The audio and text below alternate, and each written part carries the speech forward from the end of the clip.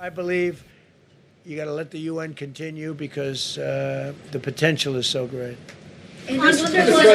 President, you invited Lula from Brazil to be part of the Board of Peace. I did. What role do you expect him to play, especially a big role. I like Venezuela? Yeah, and another one, because the Are you from Brazil? Yes.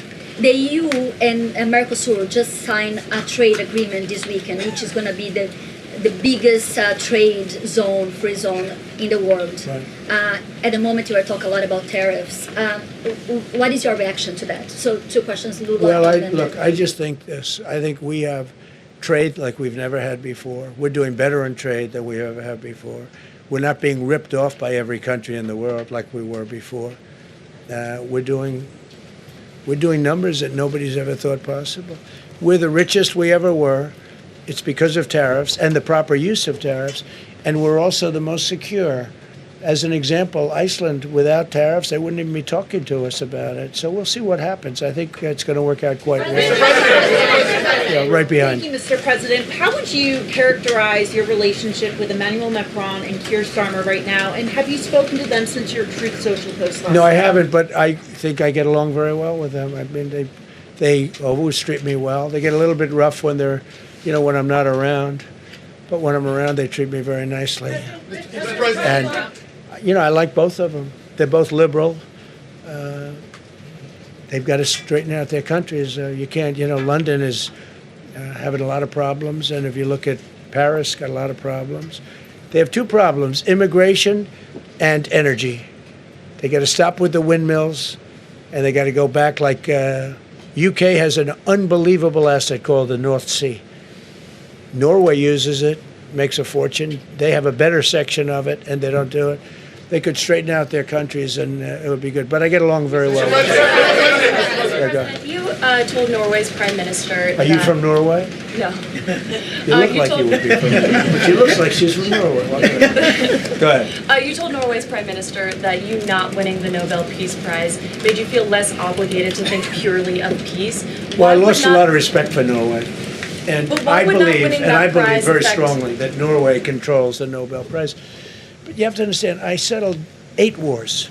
I've had every one of those wars, every participant wrote, I didn't ask him to do it. They sent in strong they make recommendations for that. But I settled 8 wars. No president's probably ever settled 1 war. I don't know, think of it. I did 8. The reason I do it is because it's easy for me to do. And I didn't do it for a Nobel Prize. I did it because I'm saving a lot of lives. I'm trying to settle the final one. I'm trying to do Russia-Ukraine. And when Russia's ready, Ukraine's not. When Ukraine's ready, Russia's not. But they're losing 25,000 people a month on average. And I'm trying to get that one done. But no, I feel that Norway has tremendous control over who gets the Nobel Prize, despite what they say. How far are you willing to go to acquire Greenland? You'll find out. Thank you, Mr. President. Kevin Hassett has said that those $2,000 tariff rebate checks would be up to Congress to decide whether or not to disperse that. Do you agree with Kevin Hassett on that, or do you think you can do that unilaterally? No, I don't think we would have to go the Congress route, but we'll find out.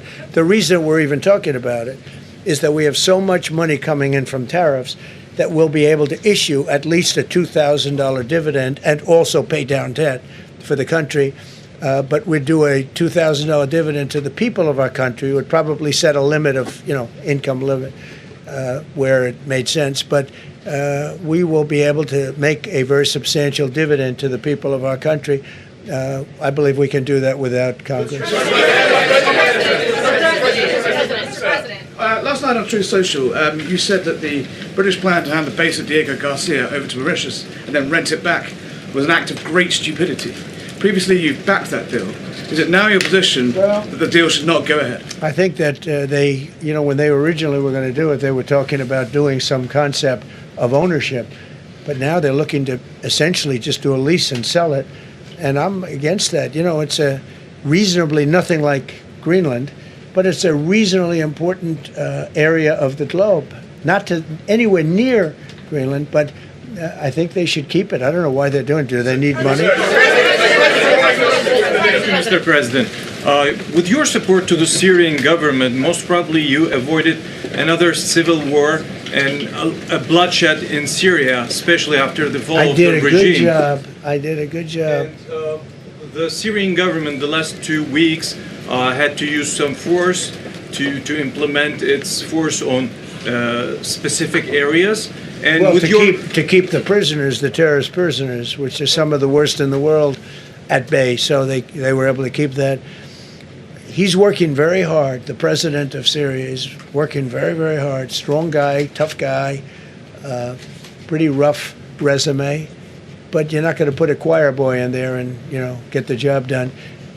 I spoke with him yesterday because we were talking about the prisons and, what was going on. We have some of the worst terrorists in the world in those prisons, and he's watching them. In Syria, sir. Mr. President, Gavin Newsom is going to be at Davos if he's not already there. You're probably going to run into him. I presume that this is for him to raise his platform for 2028, but what do you anticipate his foreign policy platform is going to be? I don't know. I mean, I don't know that he's going to be the nominee. I know this. I had a very good relationship with Gavin Newsom when we were, in office together. I was president. He was the governor of California. We had he would talk about it often, and somewhere we just went astray. I just hate the way California is being run. We actually have people leaving. It's never happened before, but I hate the way it's being run. He and I had a very good relationship, really close to the word exceptional, but now we seem not to. Thank you, President Trump. President Trump, you spoke earlier. Mr. President. You've been hearing from allies. Thank you. Thank you so much, President Trump. Carol Castanova from Lindell TV. Sure. And you spoke earlier about the 2020 election. Now that Maduro is in U.S. custody and he was criminally charged, has any more information emerged that you could share with us regarding Venezuelan election software and Venezuelan ties to tampering with the 2020 election? And would you consider speaking to Maduro personally in prison in New York to get some answers on Venezuela's involvement with the 2020 election? No, I don't think I would be doing that. I think my lawyers would be very unhappy if I did that. Yeah, they've learned some things. Please. What happens to the tariff threat to Greenland if the Supreme Court comes out and rules against you on the tariffs? And well, I'll have to use something else. I mean, look, are you willing to use force? Take a look at the word license. Take a look at other things. I mean, we have other alternatives. But what we're doing now is the best, the strongest, the fastest, the easiest, the least complicated. Sir, if you move ahead with the Greenland-related tariffs on Europe, you secured almost $1 trillion of commitments from them to invest in the United States. Does that go kaput out the window if that happens? I doubt it. Look, they need that agreement very badly with us. They really do. They fought very hard to get it. So I doubt that. But we'll see what happens. We have a lot of meetings scheduled on Greenland. I'm leaving tonight, as you know, for Davos. And we have a lot of meetings scheduled on Greenland. And I think things are going to work out pretty well, actually. Thank you, Mr. President. Will you still go to Paris for the G7 emergency meeting as offered by President Macron? No, I wouldn't do that. No.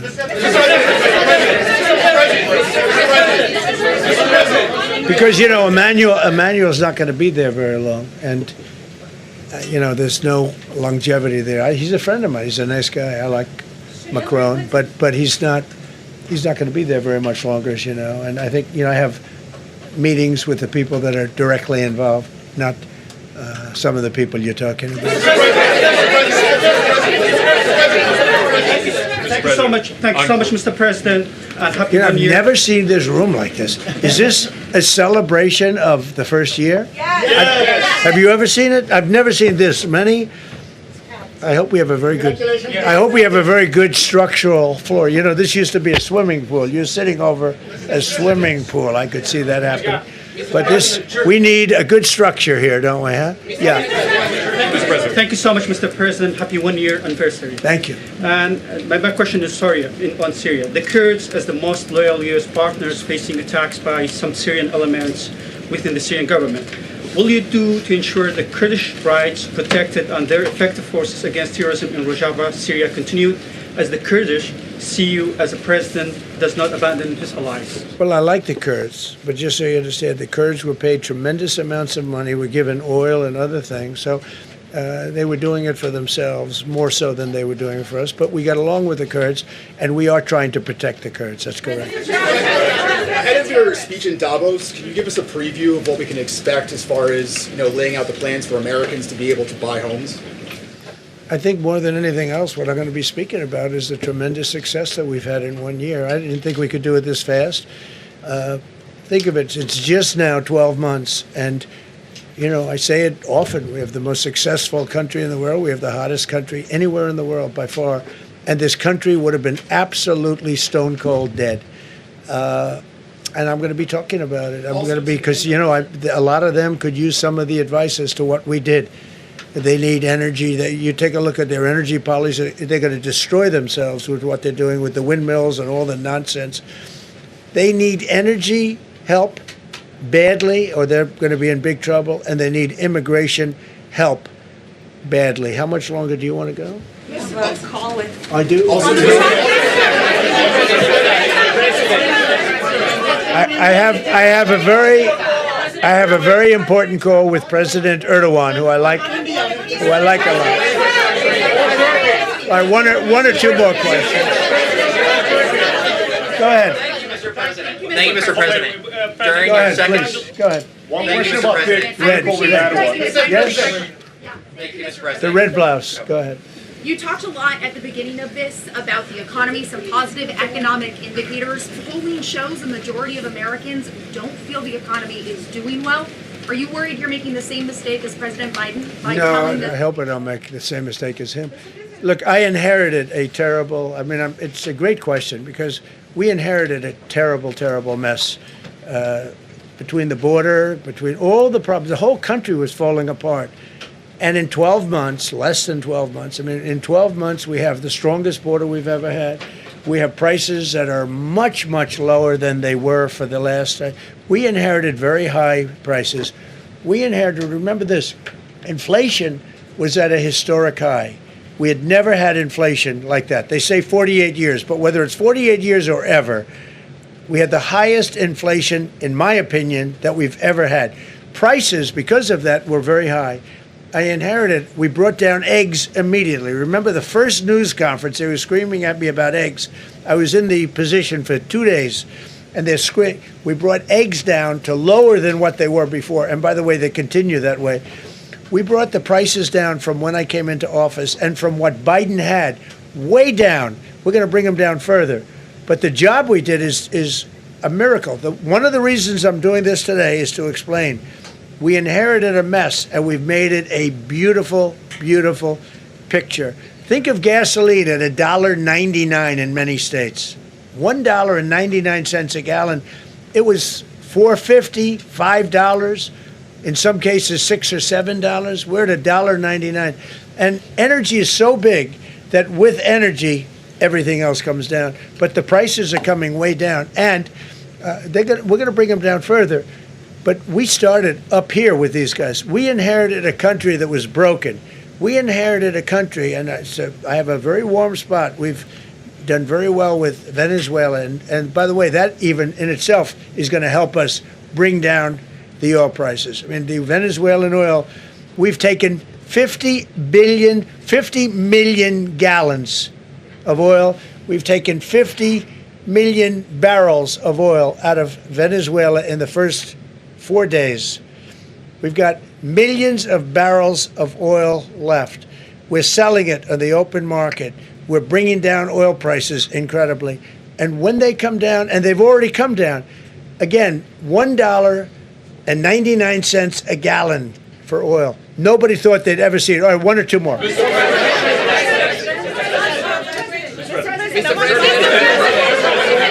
ahead, go, yes. I want to ask you about Iran. Is the military option still on the table? And can you assure us that the killing in Iran has stopped? And when regard to the Peace Council, which members have to pay $1 billion? So with Iran, are you from Iran? No, I cover the White House. Where are you from? I'm Palestinian American.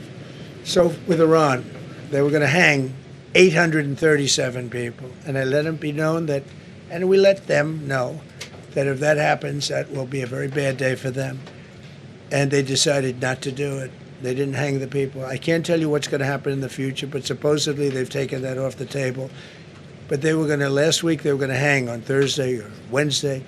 They were going to hang, I think, 837 people, and they didn't hang anybody. So we're just going to have to see what happens with Iran. Is the military option off the table?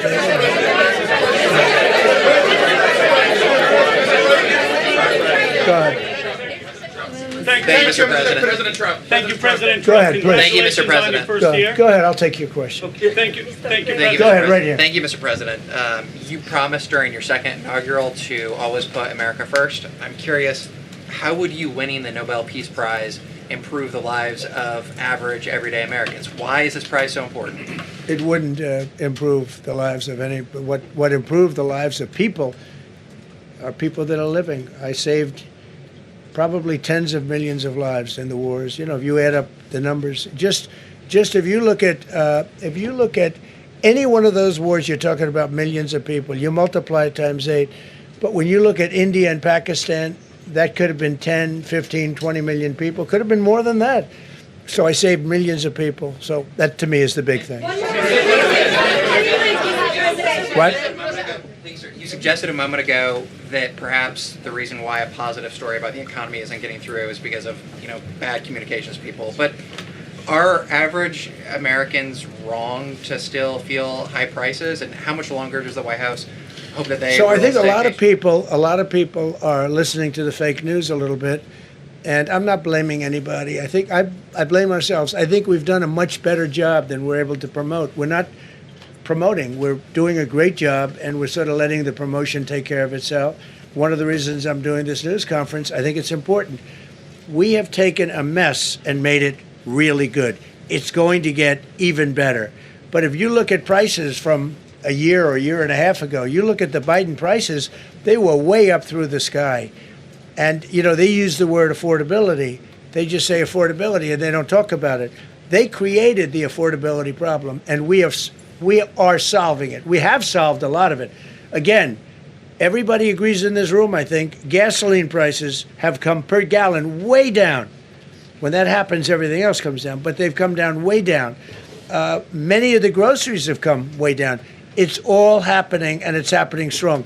But if you go back a year and a half, 2 years, take a look at those prices and look at the prices now. Mr.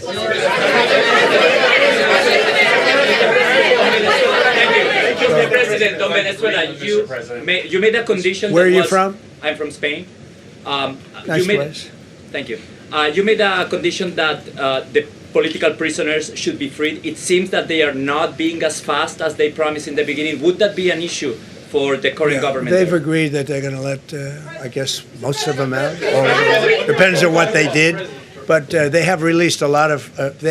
Released a lot of political prisoners in Venezuela. Mr. President, earlier on last year, you had indicated that you wanted to take back the Panama Canal.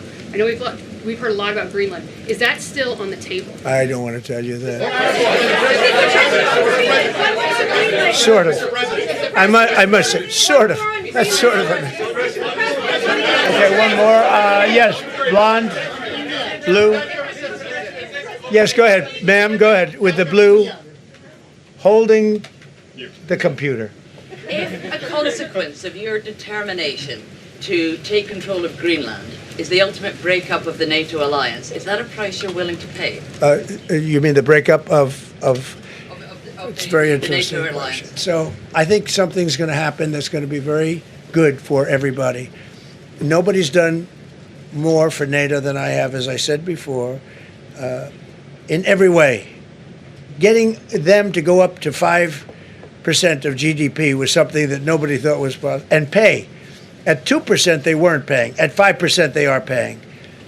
And they're buying a lot of things from us, and they're giving them, I guess, to Ukraine. That's up to them, but they're giving them to whoever they're giving them to, but they're buying a lot. I think that we will work something out where NATO is going to be very happy and where we're going to be very happy. But we need it for security purposes. We need it for national security and even world security. It's very important. How about it?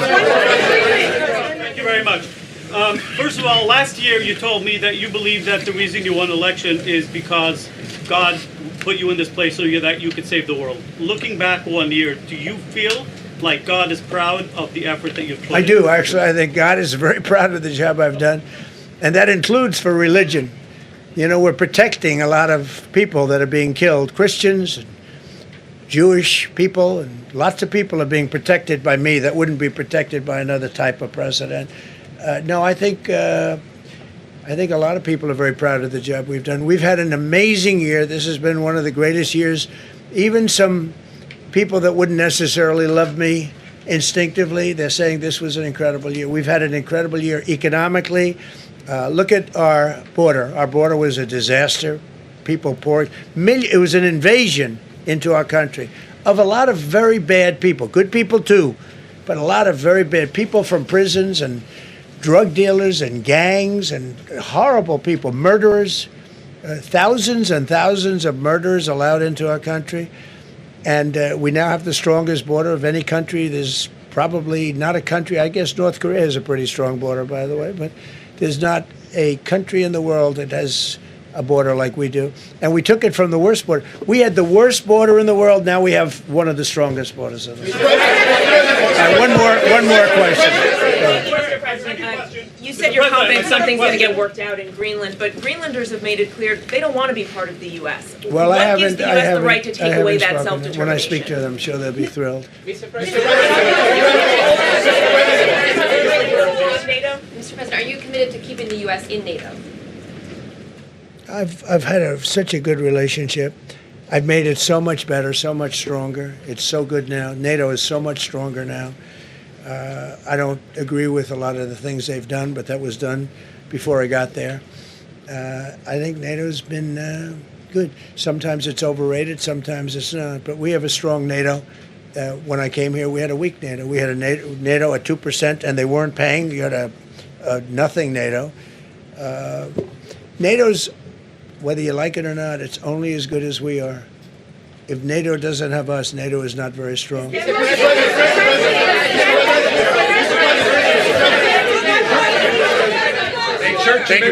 Yes, no, behind you, please. Thank you, President Trump. Yes, go ahead. Greatly appreciate it, sir. We heard a long list of accomplishments from the last year. Could you cherry pick the top three? And then looking forward, what are your three most important priorities in 2026? So I think the building of a really powerful military has been a great achievement, and that would include the Venezuela thing. That would include the attack on Iran and the wiping out of the nuclear threat. I think that's been really amazing what we've done militarily. I think what we've done in business has been incredible. We have $18 trillion coming in. Plants are being built all over. Thousands of plants are being built all over the country. 18 trillion is a record. No country has ever come anywhere even close to that. I think that's a record. And I think that most favored nations for drugs is something that nobody thought they'd be able to get. Tariffs helped me there because the nations would have never gone along with it if I wasn't able to say, if you don't go along with it, we're going to put a 10 or a 15 or a 20% tariff on your nation. And they went along. And our drug prices are going to come down at numbers never even seen before, never even thought possible before. So those would be three things. Thank you. Thank you all very much. Thank you.